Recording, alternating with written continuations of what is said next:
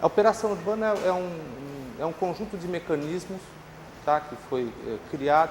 Isso tudo começou a ser pensado já há 30 anos atrás. Tá? É um processo de maturação longo. E elas começaram a ser efetivamente implantadas na cidade a partir da década de 90. Tá? Fundamentalmente se faz o seguinte: uma área de operação urbana é uma área onde exista algum que ofereça um certo potencial para a atuação de empreendedores imobiliários. Parte-se desse princípio, sempre. Tá? Então, quer dizer, precisa ser necessariamente uma área que gere algum interesse de investimentos dos empreendedores privados. E como é que se consegue isso? Através da tal da outorga onerosa de exceções. O que vem a ser isso tudo? A cidade de São Paulo ela é inteira abrangida pela lei de zoneamento. Essa lei de zoneamento ela lida fundamentalmente com parâmetros para parcelamento, uso e ocupação. Tá? E para cada uma dessas coisas estabelece índices e critérios. Tá? Então você já deve ter ouvido falar, tal zona tem coeficiente igual a 1, outra zona tem coeficiente igual a 3. Quer dizer, isso mede quanto você pode construir num terreno. Tá? Um terreno de 1.000 metros com coeficiente de aproveitamento 1, quer dizer que você pode construir uma vez a área do terreno, ou seja, 1.000 metros quadrados. Um terreno com coeficiente 4, quer dizer que você pode construir mais. Isso, teoricamente, faria com que os terrenos tivessem valores diferenciados, né? Quer dizer, os terrenos que têm esse potencial maior poderiam valer mais. Tá? O que a operação urbana se propõe a fazer é o seguinte: nessas áreas delimitadas, e a Água Branca é uma delas, você pode superar esses índices que a lei de zoneamento estabelece, tá? Em troca de um pagamento que é feito para a prefeitura. Com o dinheiro arrecadado por todas essas operações, a prefeitura faz melhorias na infraestrutura dessa região delimitada. Tá? Então, voltando um pouquinho para o começo, quer dizer, a operação urbana se caracteriza por isso. Tá? São permitidas exceções à lei de zoneamento vigente e elas precisam estar localizadas em áreas de interesse do mercado imobiliário, exatamente para isso acontecer. Tá? Não adianta você oferecer essa possibilidade numa área onde o empresário não quer atuar. Ele não vai comprar mais do que já tem ali. Tá? Mas o que eu estava falando que talvez o mais importante não seja isso, esse mecanismo, mas um outro, que é o seguinte: vamos esquecer um pouquinho essa questão da possibilidade da prefeitura conseguir recursos extras com essas exceções. Tá? Vamos focar um pouquinho no seguinte: é numa postura diferente que a prefeitura vem adotando, principalmente de 30 anos para cá, e que agora, se vocês pegarem o plano diretor, vocês vão ver que essa postura está cada vez mais presente, tá? Que é atuar em porções delimitadas da cidade. Tá? Se delimita um perímetro e você olha esse perímetro com um cuidado maior, por uma série de razões. Tá? Então, acho que mais do que esse mecanismo, enfim, do que pode comprar, o que pode exceder e tal, é importante a gente notar que a gente está lidando com uma área, é um recorte na cidade, tá? Você recortou um pedaço da cidade. Dentro dessa área aqui, dentro desse perímetro, o poder público fala, ó, estão valendo outras regras. Tá? Pode-se construir a mais, pode-se pedir exceções a uma série de itens da lei. E acho que o que interessa para a gente, e talvez numa disciplina que tem a preocupação dessa questão do desenho urbano, é que o fato da gente delimitar uma área abre uma série de possibilidades. Tá? Quer dizer, é muito diferente você ter que olhar a cidade inteira, entender como ela se organiza e fazer uma proposta. Isso é uma escala de trabalho. Tá? E uma outra questão é você pegar uma área menor, tá?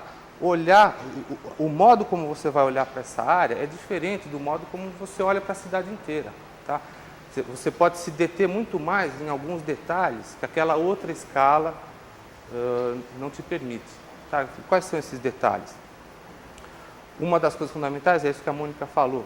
Quer dizer, tem uma estrutura fundiária complexa aquilo ali. Tá?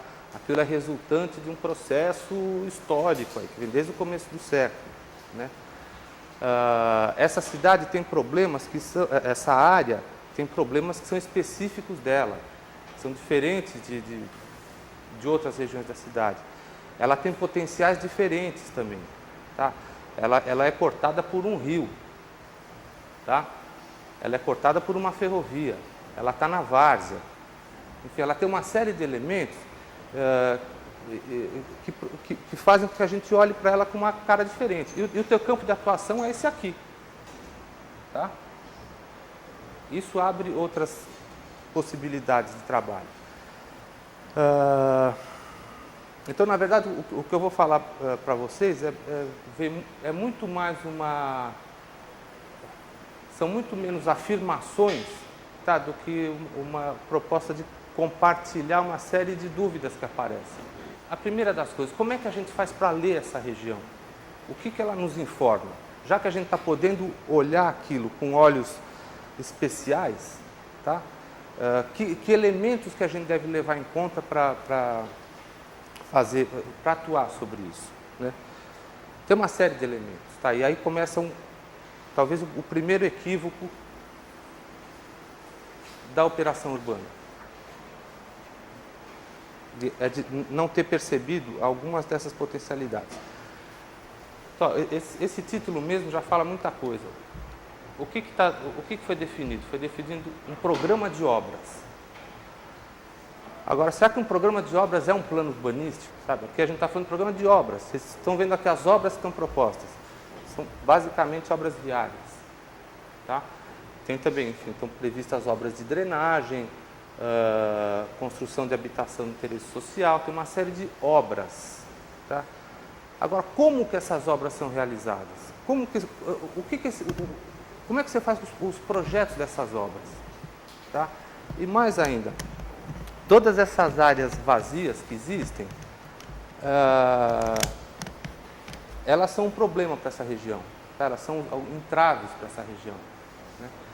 E a prefeitura parte do pressuposto que essas áreas têm que ser parceladas. Tá? Como que elas vão ser parceladas? Né? Com que critérios? Que usos que você vai permitir aí? O que você está querendo para essa região? Tá?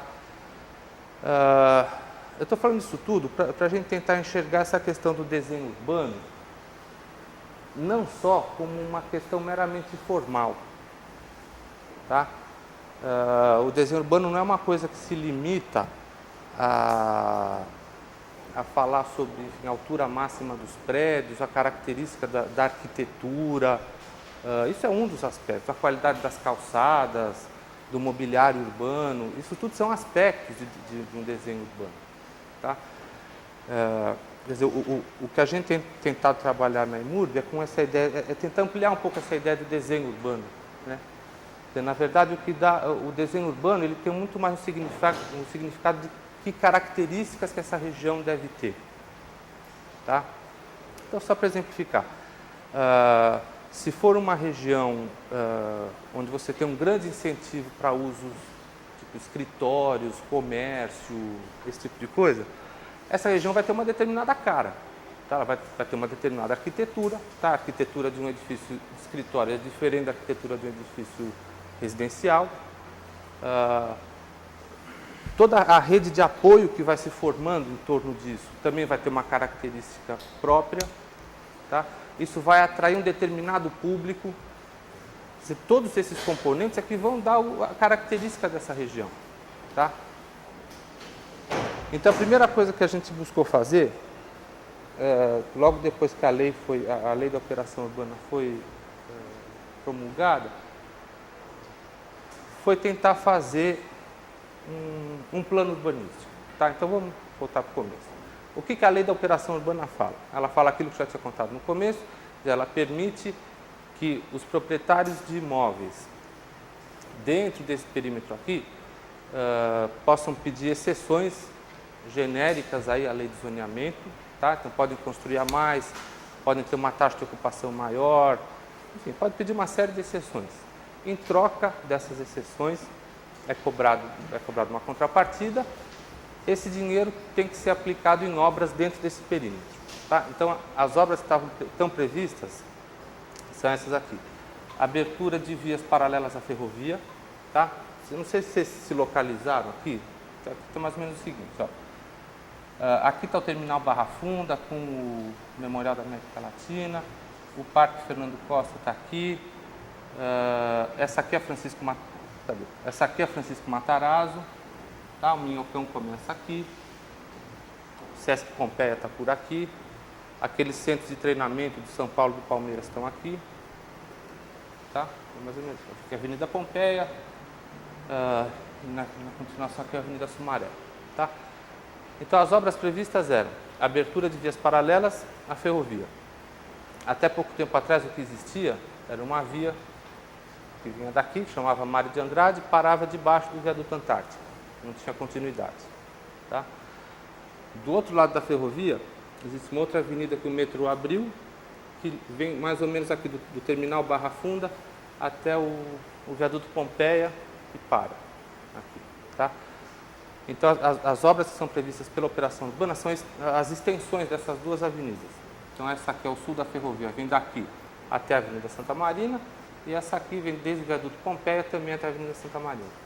Esse trecho amarelo que está aqui é o que a gente visitou, né? Então, as 4 Isso. Então lembra que eu falei que ela está parando mais ou menos aqui hoje, perto da Casa das Caldeiras. Então a ideia, como eu falei, era mesmo continuar e atravessar a via férrea ali, né?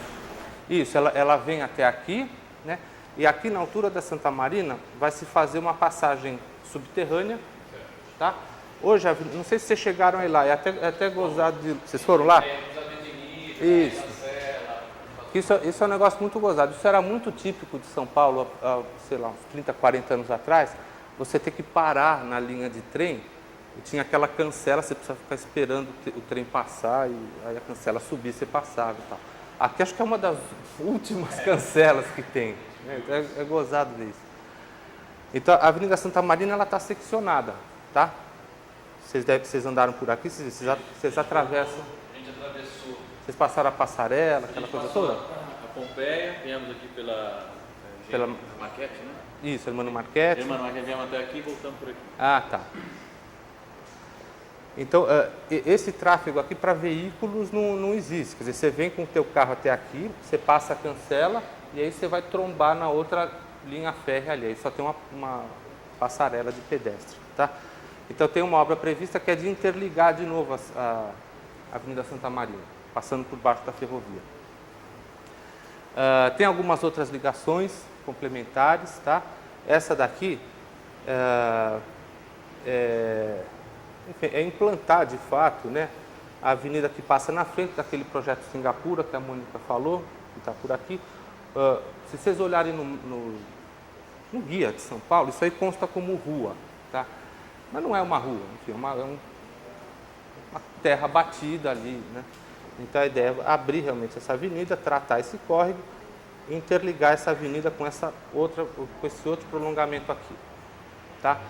Fora isso, está prevista a construção de 630 unidades de habitação de interesse social, tá? Então, quer dizer, toda essa operação, lembra sempre o seguinte: o dono do imóvel vem aí, pede uma exceção à lei de zoneamento, essa exceção é cobrada e esse dinheiro vai para um fundo, tá? Então, o dinheiro que está nesse fundo tem que dar conta da execução desse conjunto de obras aqui, tá? A primeira proposta da Operação Água Branca é aqui, nesse terreno onde era a indústria Matarazzo, vocês passaram lá. Aquelas 4 torres que vocês viram, elas correspondem à primeira etapa de um empreendimento maior, que prevê 13 torres, tá? Então, só para vocês terem uma ideia desse negócio do coeficiente, esse proprietário aqui, pelo zoneamento, ele tinha um coeficiente 1. Ele podia construir uma vez a área do terreno, tá? E o terreno dele não é pequeno, 70 e tantos mil metros quadrados. Só que, muitas vezes, para o empreendimento imobiliário se tornar viável economicamente, você precisa de áreas construídas maiores, tá? Então, a solicitação dele foi passar do coeficiente 1 para o coeficiente 4. Ele quadruplicou a potencialidade do terreno dele, tá? Então, essa proposta foi analisada na EMURB, e por um grupo de trabalho que analisa essas propostas, foi aprovada e foi calculado quanto isso valia. Tá? Se chegou a um valor, hoje esse valor seria mais ou menos 25 milhões de reais. Tá?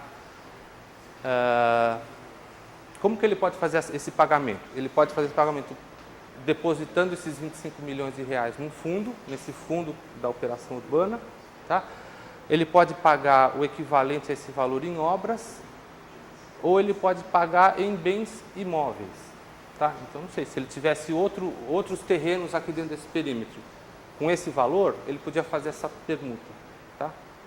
Então, eu vou trocar um terreno que vale 25 milhões por essa exceção aqui que a prefeitura me deu. Nesse caso, ele optou por fazer o pagamento em obras. Tá? Então, esse trechinho que vocês viram de avenida que está aberto aqui atrás, vem até a Casa das Caldeiras e aí volta para Francisco Matarazzo, corresponde à primeira etapa, é uma parte do pagamento que esse empreendedor teve que fazer. Tá? Na sequência, ele vai estender essa avenida até a Avenida Pompeia, aí tem mais uma terceira etapa, que é estender mais um trechinho até uma ruazinha aqui que chama Joaquim Ferreira, e a quarta etapa ele vem até a Santa Marina e faz essa passagem, Santa Marina aqui, né? E faz essa passagem subterrânea. Tá? Então, o que foi combinado com esse empreendedor é o seguinte: você pode construir 4 vezes a área do seu terreno, em troca você vai ter que estender essa avenida desde esse ponto até aqui e fazer a passagem subterrânea, além de uma outra obrinha pequena aqui, tá? Uma outra ligaçãozinha pequena. No decorrer desse processo, algumas coisas foram acontecendo. E aí começa de novo, a gente volta de novo para a questão do plano urbanístico e da possibilidade de olhar essa área com um pouco mais de carinho, vamos dizer. Existe essa diretriz genérica na lei que é a extensão de uma avenida, tá? Só que essa avenida está paralela à ferrovia. Tá? E aí se colocam algumas outras questões. Essa ferrovia aqui, ela seccionou a área da operação urbana em duas, e vocês podem ver por aqui, tenta perceber o tipo de parcelamento que existe aqui para baixo. Tá?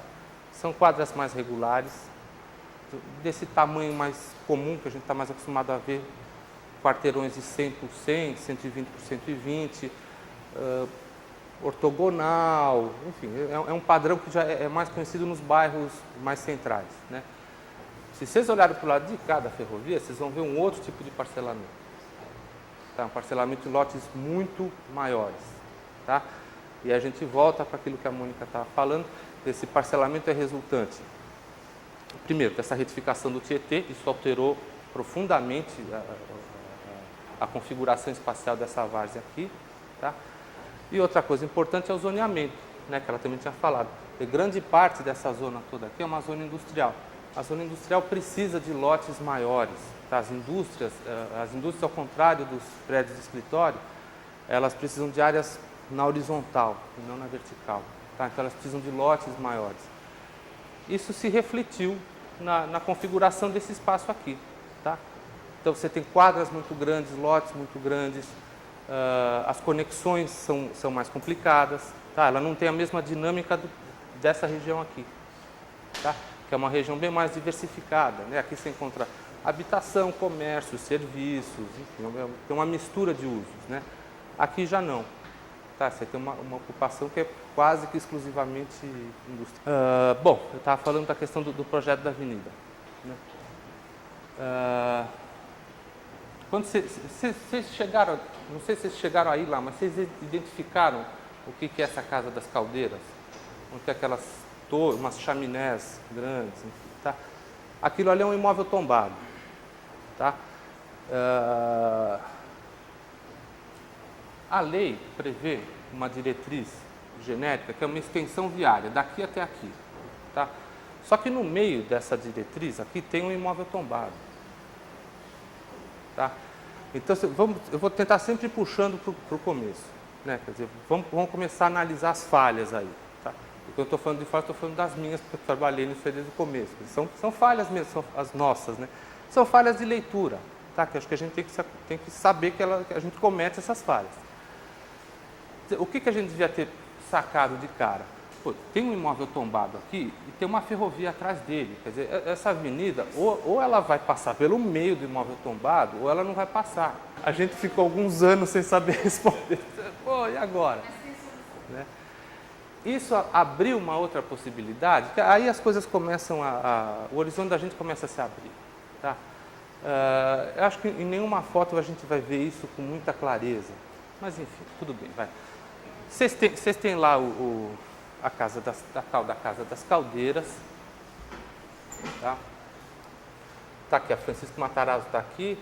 Tem aquela praçona, que está fechada ainda. Tem um murão de arrimo. Isso aqui, a Casa das Caldeiras está aqui. A chaminé, estou vendo isso em corte. Tá? E logo aqui está a ferrovia. Os trenzinhos estão passando aqui, bem atrás da Casa das Caldeiras. Tá? Se a gente for olhar isso aqui em planta, você tem a Casa das Caldeiras aqui, a ferrovia passando aqui, tá? Só que essa ferrovia faz o seguinte, ó. Como é que é? Ela faz um negócio assim, ó.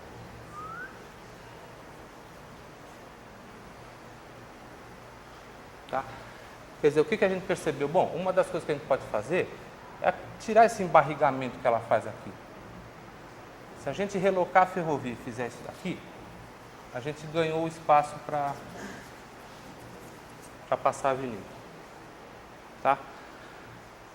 Então, nesse momento, a gente está exatamente nesse pé. Tá? Está sendo terminado um projeto de relocação da ferrovia, logo atrás da Casa das Caldeiras. A gente vai na verdade, a gente vai corrigir o traçado. Esse traçado não era assim, ele foi alterado, ele vai voltar ao traçado ao traçado mais retilíneo. Tá? Aqui atrás a gente abre o espaço para passar esse viário. Tá? Então aquela dúvida que apareceu quando vocês foram lá, a solução vai ser essa. Tá? Repara no traçado. Esse aqui é o terreno que a gente está falando, que era do Matarazzo. Tá? Aqui ainda com a ocupação industrial que ele tinha. Tá? Bom, não está dando para ver, mas enfim. A ferrovia faz esse embarrigamento. E olha aqui, ó. Dá para ver esse nuancezinho, tá vendo? Tem um ramo da ferrovia vem por aqui, o outro ramo da ferrovia vem por aqui. Tá? Isso gerou essa ilhazona aqui no meio, tá? Que teve sua função. Tá? Isso é 1930. Essa foto aqui é de 2000. Tá? Então vocês podem ver como essa característica, como essa configuração marcou essa região profundamente. Tá? Tá aqui, ó. Aqui está a Casa das Caldeiras. Esse embarrigamento aqui é o que a gente vai corrigir. Tá? Ele vai ser mais retilíneo. E olha aqui, um ramo da ferrovia aqui, o outro ramo da ferrovia aqui em cima. Aquela ilhona que a gente estava falando está aqui, ó, aqui no meio. O fato da gente ter que fazer essa obra de relocação da ferrovia abriu um outro campo para a gente pensar nesses projetos. Né? O fato de existir essa ilha aqui no meio hoje, e ela já ter tido a sua função, tá, um tempo atrás, hoje essa função já não é tão importante assim. Tá? Muitos desses galpões aqui estão abandonados, estão deteriorados, ainda são utilizados, mas com muito menos intensidade. A ferrovia por si já é uma grande cicatriz longitudinal aqui. Tá? O fato da gente ter duas ferrovias afastadas uma da outra dificulta ainda mais essa interligação de um lado com o outro. Tá? Quer dizer, então, aquela coisinha que a gente viu aqui, vamos relocar um trecho da ferrovia, a gente acabou expandindo esse raciocínio para um trecho maior. Tá? Então, vamos fazer esse relocamento de ferrovia desde aqui até o centro da Lapa. Tá? Isso gerou uma outra diretriz de projeto. E aí as coisas foram se encadeando. Aí a gente tentou partir, tá? Para além, para medidas complementares àquele plano de obras, que na verdade eram mais importantes do que o próprio plano de obras. Tá? O plano de obras é que devia ser definido a partir disso, e não o contrário. Mas enfim, a gente fez o caminho contrário. O que a gente começou a pensar nesse plano urbanístico? Pô, a gente tem uma região delimitada, a gente pode olhar essa região e estudar as suas características com mais profundidade. Tá? Então, o que caracteriza essa região, afinal de contas? A presença da ferrovia é uma das características marcantes. A ferrovia corta essa região e estabelece padrões muito diferentes de um lado e de outro. Isso é uma coisa. A outra coisa, existe um rio aqui. Tá? Quer dizer, o rio Tietê, os rios de São Paulo, né? Quer dizer, eles têm importância histórica para a cidade, tá? Eles têm importância paisagística na cidade e hoje eles têm uma importância que eles incomodam a gente profundamente, tá? Pelo tratamento que a cidade deu a esses rios. Né? Quer dizer, hoje eles são, para a gente, eles são barreiras, são esgoto a céu aberto, eles são um grande problema para a cidade hoje.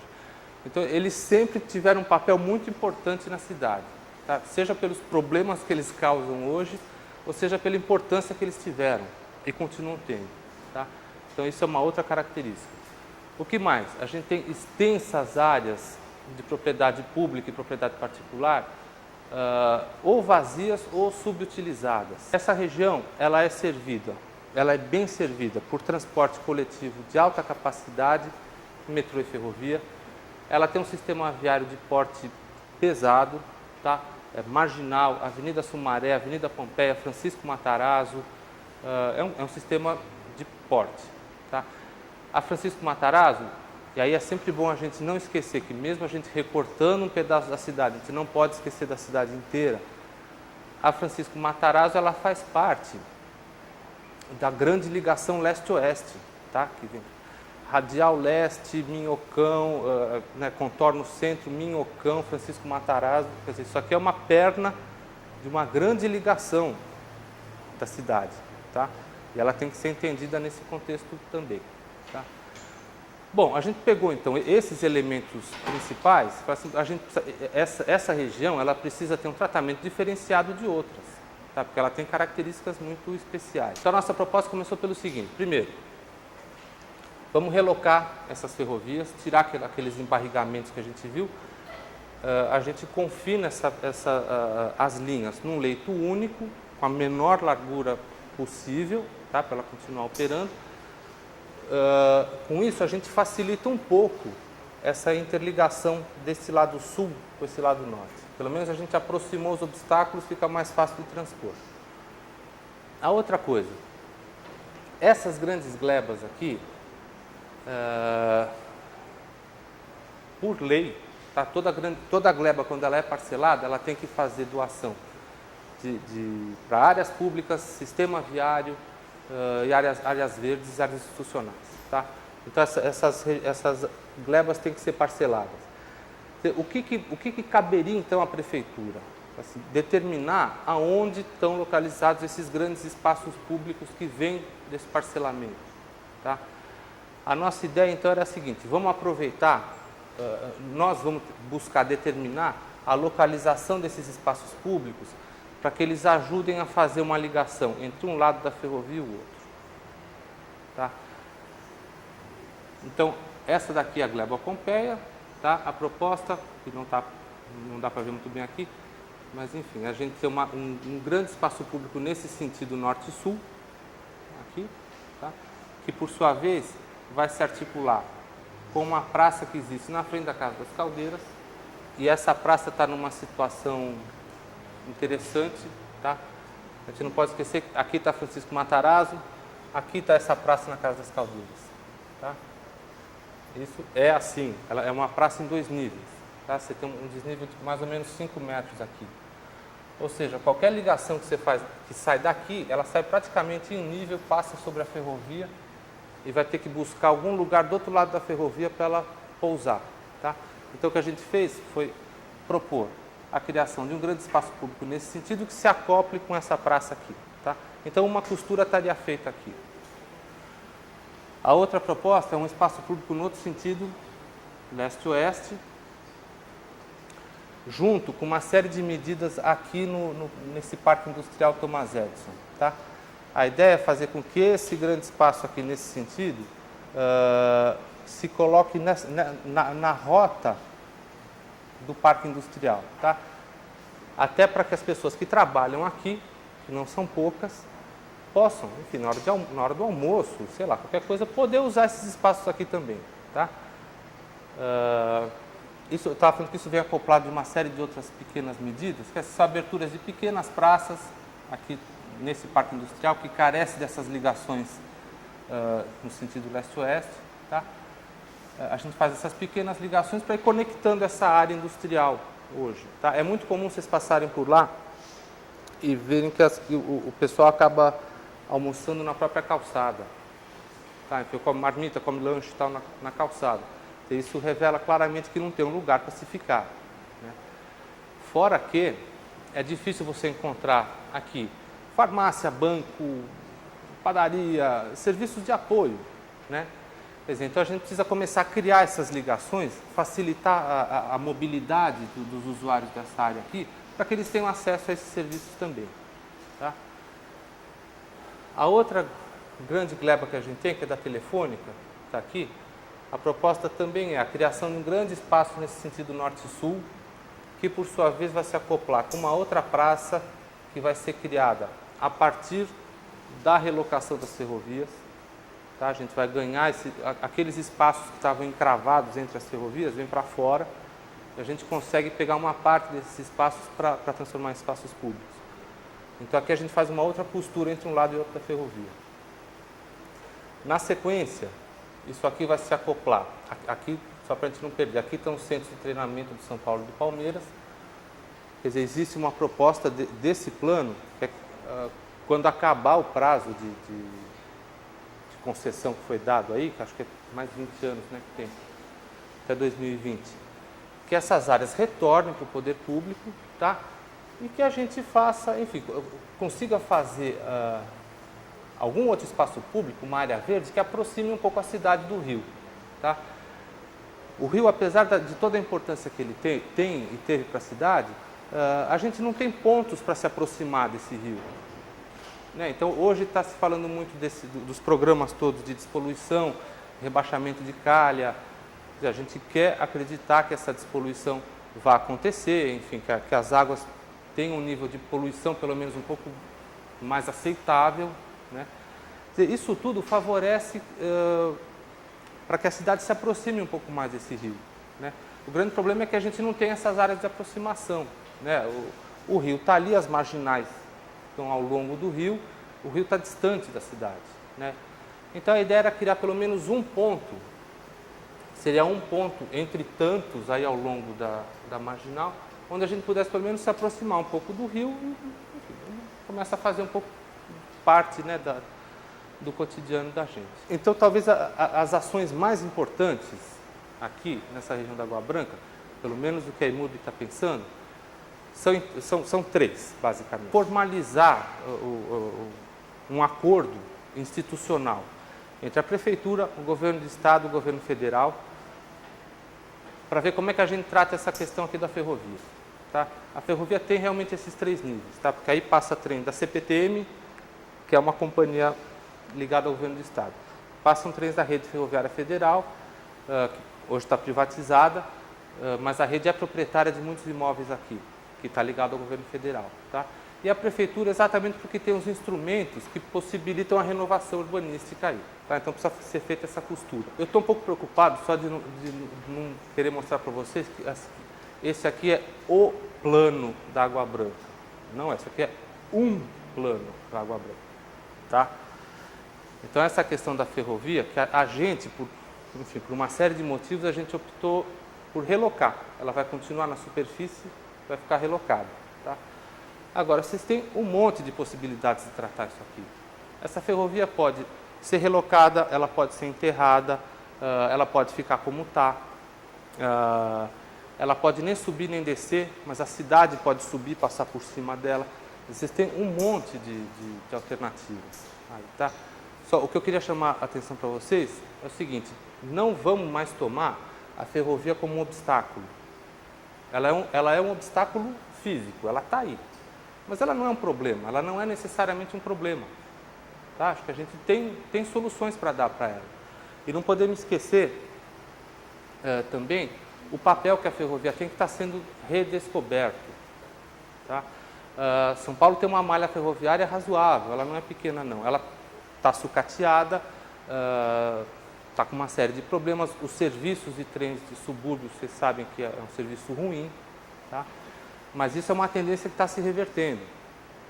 Quer dizer, o próprio governo do estado está investindo na modernização dessas ferrovias, está trocando os trens, tanto o plano diretor de São Paulo como o PITU, o Programa Integrado de Transporte, Plano Integrado de Transportes Urbanos, né, o PITU, ele prevê que essas ferrovias vão funcionar como o que eles chamam de metrô de superfície. O que é isso aí? É trabalhar no mesmo padrão do metrô, tá? Estações a mais ou menos 900 metros, 1 quilômetro, uma da outra, intervalo entre 3 minutos. Tá? Quer dizer, a ideia é que a ferrovia passe a funcionar como um metrô. Tá? Isso também vai alterar profundamente. Quer dizer, quando isso aqui tudo deixar de ser aquele serviço capenga que a gente viu e passar a ser um serviço moderno, isso muda substancialmente a cara dessa região aqui. Tá? Então, a ferrovia não é necessariamente um problema, ela pode ser a solução. Tá? Então, acho que o que a gente precisa focar é como é que a gente faz para ligar os dois lados. Tá? E aí tem uma série de possibilidades. Então, a ferrovia era uma das coisas para se fazer. A segunda é atuar principalmente através desses novos instrumentos que estão aí, tá? Do Estatuto da Cidade, do Plano Diretor está encampando, enfim, urbanização compulsória, desapropriação com pagamento de título da dívida pública, que é nada, uma super ameaça, IPTU progressivo, não sei o quê. Enfim, é usar esses instrumentos para forçar a urbanização dessas áreas aqui. Tá? Esses grandes vazios aqui. A gente precisa se dar conta, mais ou menos, do tamanho desse negócio. São 500 mil metros quadrados vazios no centro de São Paulo. Tá? A gente está a 5 quilômetros da Praça da Sé. É uma loucura isso. A gente está no centro de São Paulo com 500 mil metros quadrados só aqui, vazios. Tá? Sem contar isso aqui de propriedade pública que é mal utilizado, aqui também, enfim. Tá? Então, é basicamente isso que a EMURB está se propondo a fazer, é tentar se antecipar, tá? Que acho que é um dos papéis do poder público.